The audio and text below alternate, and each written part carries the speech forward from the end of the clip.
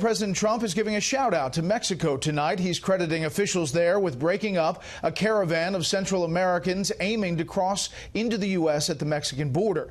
This comes as the president's plan to put National Guard troops on that border is scrutinized both tactically and politically. Chief White House correspondent John Roberts starts us off tonight. Good evening, John. Good evening to you, Brett. There is plenty of criticism tonight for the president's plan to put National Guard troops on the border, people thinking that it's unnecessary and way too expensive. But there are also plenty of people who are applauding the president's decision.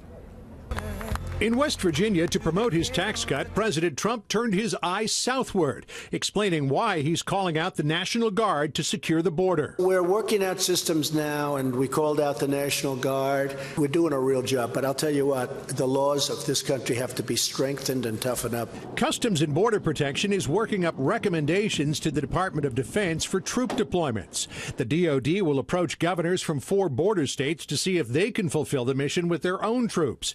If not, the Pentagon will likely approach other states to fill in the blanks. Texas, New Mexico, and Arizona welcome the idea of mobilizing the Guard. Unclear at this point is whether California Governor Jerry Brown will agree to send his state's troops to the border. Certainly, his relationship with President Trump on immigration is troubled. Well, I think Governor Brown's done a very poor job running California. But DHS Secretary Kirstjen Nielsen says talks with Brown continue. He has seen this happen before, and he has seen it happen well. You know, the whole concept here is to first multiply the border patrol, so the border patrol can do border patrol work.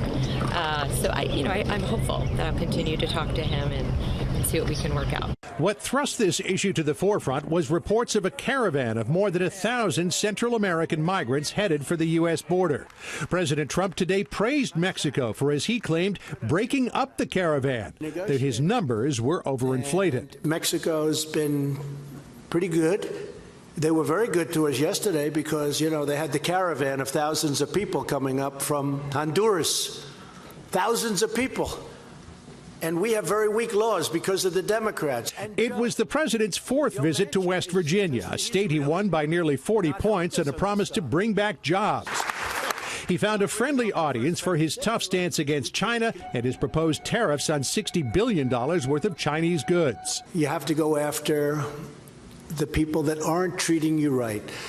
And in many respects, I think we're going to have a fantastic relationship long-term with China, but we have to get this straightened out. We have to have some balance. Many industries are hyperventilating at the prospect of retaliatory tariffs announced yesterday by China against U.S. goods and whether it could set off a debilitating trade war. So the White House again today dispatched the new chief economic advisor to tell American producers to just exhale. Both countries have just proposed tariffs.